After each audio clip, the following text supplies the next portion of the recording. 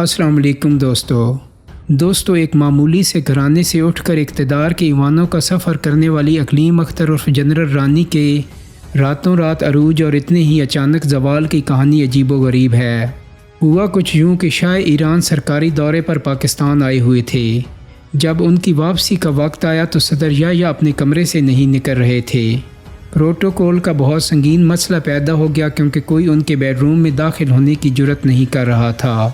سابق آئی G police سردار محمد چودھری نے اپنی آپ بیتی جہان حیرت میں لکھا ہے کہ آخر صدر کے ملٹری سیکرٹری جنرل اسحاق نے اقلیم اختر رانی سے کہا کہ وہ اندر جائے اور صدر کو باہر لائے۔ وہ کمرے میں داخل ہوئی تو ملک کی ایک مشہور ترین گلوکارہ کو صدر کے ساتھ رنگرلیاں مناتے پایا۔ خود رانی کو اس منظر سے بڑی کراہت محسوس ہوئی۔ اس نے کپڑے پہننے میں صدر کی مدد کی اور بڑی مشکل سے اسے باہر لائیں۔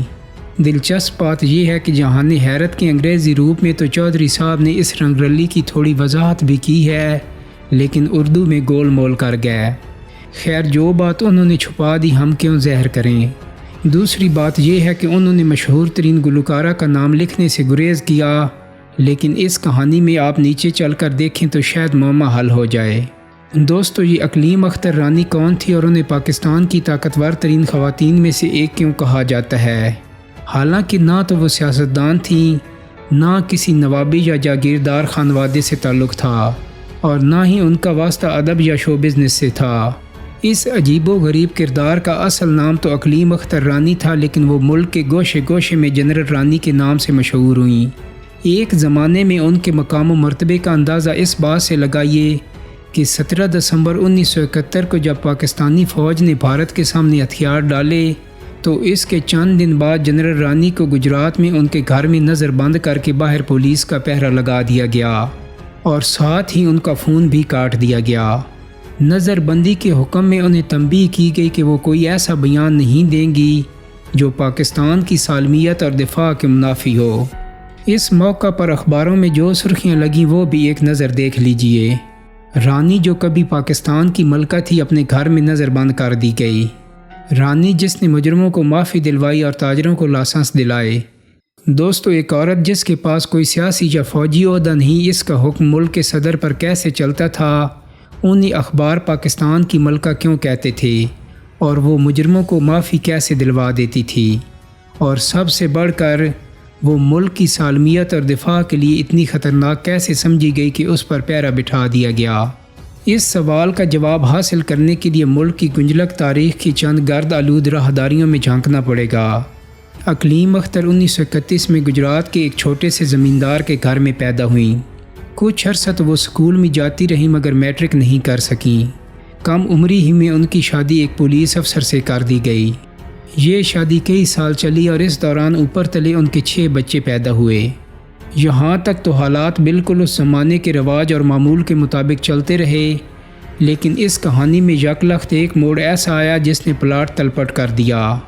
یہ 60 کی دہائی کے اوائل کا ذکر ہے کہ اقلیم اختر اپنے خاوند کے ساتھ مری کی مشہور مار روڈ پر چہل قدمی کر رہی تھیں۔ خاتون نے وقت کے عام دستور کے مطابق برقع اوڑھ رکھا تھا۔ اس دوران اچانک ٹھنڈی ہوا کا ایک جھونکا آیا۔ معلوم نہیں کہ آپ نے عظیم جاپانی فلم ساز کروساوا کی فلمیں دیکھی ہیں یا نہیں۔ ان میں جب بھی کوئی ڈرامائی یا جذباتی واقعہ رونما ہونے لگتا ہے تو اس سے پہلے تیز ہوائیں چلنا شروع ہو جاتی ہیں، لیکن اس دن مری کی مار روڈ پر جو ہوا چلی وہ محض فنی حوالے سے اہم نہیں تھا بلکہ خود کہانی کا کردار بن گیا۔ اس جھونکے نے وہ الاؤ بھڑکایا جس نے آنے والے برسوں میں بہت سوں کے کردار اور کیریئر کو خاکستر کر ڈالا۔ اقلیم اختر نے 2002 میں نیوز لائن کی عائشہ ناصر کو ایک انٹرویو میں بتایا تھا کہ جھونکے کا لمس اپنے چہرے پر محسوس کرنے کے لیے انہوں نے ایک لمحے کو نقاب اٹھا دیا۔ روایتی تھانے دار خاوند کو اپنے 6 بچوں کی ماں کا چہرہ مار روڈ پر لوگوں کے درمیان یوں عریاں ہونا پسند نہیں آیا اور انہوں نے بیوی کو ڈانٹ پلائی بلکہ اپنی پولیس کی چھڑی سے ٹہوکا بھی دے دیا۔ اقلیم اختر کہتی ہیں کہ بس یہی وہ لمحہ تھا جس سے ان کے اندر بغاوت کا شعلہ بھڑک گیا۔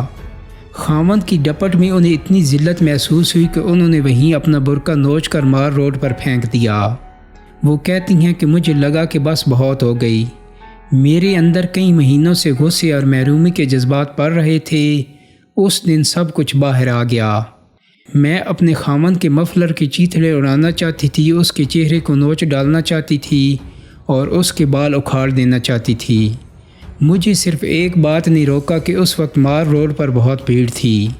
اقلیم اختر نے اسی وقت تہیہ کر لیا کہ اب وہ کسی خاوند کی بیوی بن کر نہیں رہیں گی، بلکہ وہ خود اپنے پاؤں پر کھڑی ہوں گی اور اپنی مرضی کی زندگی گزاریں گی، جہاں انہیں روکنے ٹوکنے اور ڈانٹنے ڈپٹنے والا کوئی نہ ہو۔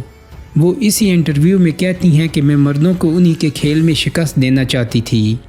میرا خاوند پولیس میں تھا، اس لیے میں نے بہت سے طاقتور مردوں کو دیکھا تھا اور مجھے احساس ہوا کہ تمام طاقتور مردوں کو اپنی بھڑاس نکالنے کی ضرورت محسوس ہوتی ہے، اور یہ بھڑاس کسی ساتھی کی صورت میں نکل سکتی ہے۔ مرد کا عہدہ جتنا بڑا ہوگا، اس کی یہ ضرورت اتنی ہی شدید ہوگی۔ اقلیم اختر نے مردوں کی یہی ضرورت پوری کرنے کے لیے ایک ایجنسی کھول لی، جس میں کئی خوبرو لڑکیاں ان کے لیے کام کرنے لگیں، جن میں فلموں کی بعض ناکام اداکارائیں بھی شامل تھیں۔ اس مقصد کے لیے انہوں نے کراچی یا لاہور جیسے بڑے شہروں کے بجائے راولپنڈی کا انتخاب کیا۔ شاید اس کی وجہ یہ رہی ہو کہ ان کی دو شہروں میں نیپر روڈ اور ہیرا منڈی کی شکل میں پہلے ہی مقابلہ بہت سخت تھا۔ دوستو، اسی دوران کسی طرح سے جنرل یحییٰ اور اقلیم اختر کے ستارے ٹکرا گئے۔ یہ ملاقات کہاں ہوئی، کن حالات میں ہوئی، اس بارے میں مختلف راوی مختلف کہانیاں بیان کرتے ہیں۔ خود اقلیم کہتی ہیں کہ یہ ملاقات ناو نوش کی ایک محفل میں ہوئی تھی۔ یحییٰ خان بتاتے ہیں کہ میں جنرل رانی کو بچپن سے جانتا ہوں، جب میرے والد کی گجرات میں پوسٹنگ تھی۔ سردار چودھری نے لکھا ہے کہ یہ دونوں پہلی بار سیالکوٹ میں ملے، جہاں رانی CMH میں زیر علاج تھیں۔ ملاقات چاہے جہاں ہوئی اور جن حالات میں ہوئی، بہرحال کچھ ایسا ہی واقعہ ہوا جیسے روئی کو چنگاری دکھا دی گئی ہو۔ اس کے بعد جنرل یحییٰ اقلیم اختر کے ہاں باقاعدگی سے آنے جانے لگے، حتیٰ کہ سردار چودھری کے بقول 1965 کی جنگ میں جب یحییٰ خان چھام چوڑیاں سیکٹر کے انچارج تھے، اس وقت بھی محاذ جنگ پر گولیوں کی دھنا دھن سے اکتا کر تھوڑا وقت نکال کر اپنے الجھے ہوئے ذہن کو تراوت بخشنے فوجی ہیلی کاپٹر میں رانی کے گھر چلے جایا کرتے تھے۔ جنرل یحییٰ کی نظریں جنرل رانی کے علاوہ صدارت کی کرسی پر بھی لگی تھیں، اس لیے انہوں نے کچھ ایسی ڈوریاں ہلائیں کہ جنگ کے 3 برس بعد ہی جنرل ایوب باغیں یحییٰ خان کو سونپ کر اقتدار کے سرکش گھوڑے سے اتر گئے۔ ضرورت نہیں تھی، لیکن یحییٰ خان ملک میں دوسرا مارشل لا نافذ کر کے سیاہ و سفید کے مالک بن گئے۔ جنرل یحییٰ کا اقبال بلند ہوا تو بیگم اقلیم کے اختر بھی اوپر اٹھتے چلے گئے۔ دروغ برگردن راوی، لیکن کہا جاتا ہے کہ انہوں نے جنرل صاحب اور ملک کی دوسری طاقتور اور مقتدر ہستیوں کی بھڑاس نکالنے کا کام صنعتی پیمانے پر کرنا شروع کر دیا۔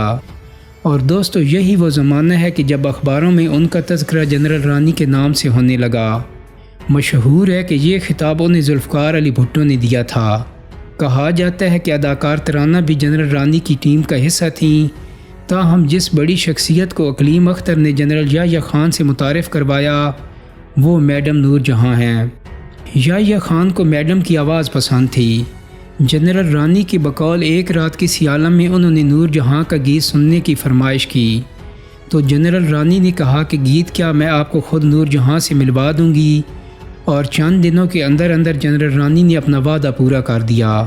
دوستو، اگر آپ کو یاد نہیں تو یاد دلا دوں کہ یہ وہی زمانہ ہے جب مشرقی پاکستان میں خانہ جنگی جاری تھی اور ملک 2 حصوں میں ٹوٹنے والا تھا۔